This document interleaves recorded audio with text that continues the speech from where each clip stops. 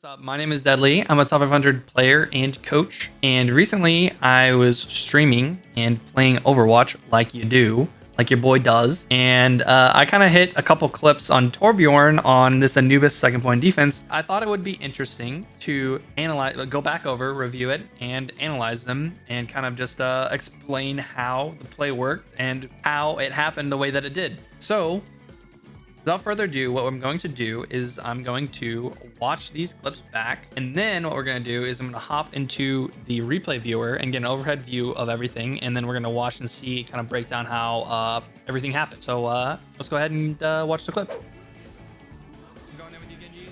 With the Genji? Oh my god, thank you. Oh, flashbang. Do you want me to stay on breaker? Should I go back another time? I totally meant to headshot the tracer there. That was sick. All right. Either way, rolled. Here is the second clip.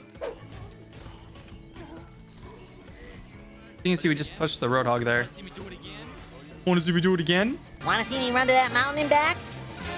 You want to see me do it again? Hit it from the back again. I'm out of Ooh. Okay, it's the last fight, so let's go. I'm pushing this path. Oh my god! Okay.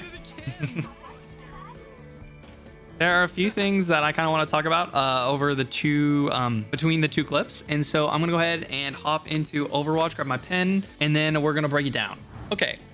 So to start off, I'm going to kind of play a little bit before the play and show how the sort of fight developed and talk a little bit about what is going through my mind as like Torbjorn on defense here, and see what's going on. So I'm starting off here with Torbjorn ultimate. I throw a little bit in the back. I try and get as much back there as possible. Whenever you use Torbjorn ultimate, you want to use it in chokes, right? You want to use it here. You want to throw it to where they're going to be walking to and then back away.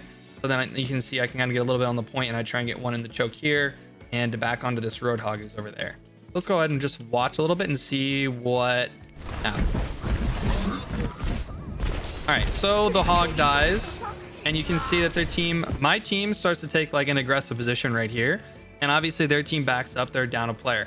So what's going through my mind currently here is, so there's either two things that are going to happen. One thing that could happen is their team is just going to, since they've lost a player and my team is aggressing like this, they're just going to back up slowly and then back out of the point.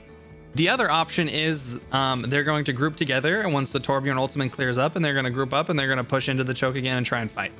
So basically what you can see me do here is, let's go ahead and watch, is I'm sort of testing the waters to see if they're going to like come out. I'm kind of peeking. I'm saving my E in case that if they do end up coming around this corner and I can see them, then I'm going to kind of like back up and I'm going to keep shooting them, but stay at a safe distance. But what I do here, I hear their Sigma ulting, and so that means like, okay, they're going to be pushing in. This is a good opportunity for me to go onto the flank, and they're not going to be able to all put their attention towards me. They're going to be looking forward, trying to follow up on the Sigma ult. It helps that my Genji is here, so this is sort of like a two-pronged attack. The first thing I do is I throw down my my turret. So traditionally, when you think of like DPS characters that play really well on the flank, you think of somebody like Soldier who can run really fast, he can reposition quickly, and then he's on the flank and he's shooting, and then he can run away when like people look at him. But Torbjorn is also one of the characters that's pretty solid on the flank, because one, you throw your turret down, and then your turret playing on the flank is creating its own off angle and its own bit of damage. But it's also 250 HP, an extra 250 HP thing that the enemy has to deal with, as well as you, with your E, you go up to 350 plus all that armor. So kind of super annoying to have a Torbjorn on the flank. Is not easy to deal with. Now, what's excellent about this flank in particular, one, obviously, they're a player down, so it is a 5v6, so it gives us a good reason to push in and clean up these kills. But my team is playing really aggressive here, and they're taking some aggro on the front line. So this means that they can't just all turn around and look at me and the Genji.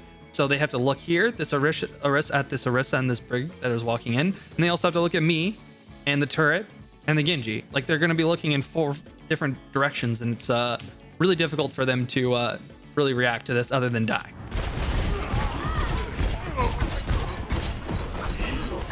I hit some lucky shots. I don't think I was even shooting at the McCree, but you know, you shoot in the general direction, fling some Cheetos, you get some kills. And really good play here by Arissa walking in, face tanking some damage, make sure that we completed the kills in there. And yeah, let's go ahead and move on to the last play. So right here in the lead up, we can see that their hog is kind of taking his own off angle while his team is pushing into that left side again. And so for me, I see he uses hook. Genji's here with me, and he hooks a Sigma who he's not going to kill. I also see that he uses his vape here. And so then what I'm basically saying here is, let's just kill this hog, Genji. I have E, I have armor. You just use hook. Even if he does get it back by the time, I should be able to tank at least one hit. And then the Genji has reflect, and we should be able to basically just kill this hog because he has no cooldowns. So we just hard push him. He doesn't have any time. Now I see that their team is hard pushing in here. So as long as my team can hold somewhat of a line and we have Bongo down, then a flank here will be really effective again with the Genji. So you see they're pushed in a little bit farther, but they're still not all the way into the point. So I'm creating a lot of off-angle pressure. Now I throw it down as soon as I can. Once again, another reason, it's not necessarily, my turret was doing damage up here, but I just wanted more HP, another thing over here that they have to deal with besides me, as well as my team pushing in. So you can see here, my team does a really, really good job. They're pushing in, putting on the pressure, and then basically forcing, they're in a really tough spot here, right? Then I'm on the off angle.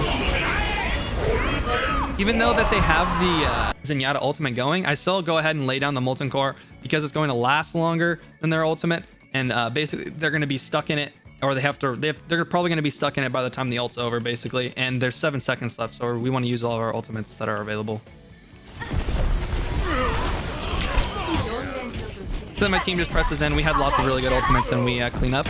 And we hold the round and go on and win the game. So I just kind of wanted to, I don't know, I like Torbjorn, especially on this map, and I think it's fun, the different kind of off angles and stuff that you can take, as well as turret placement.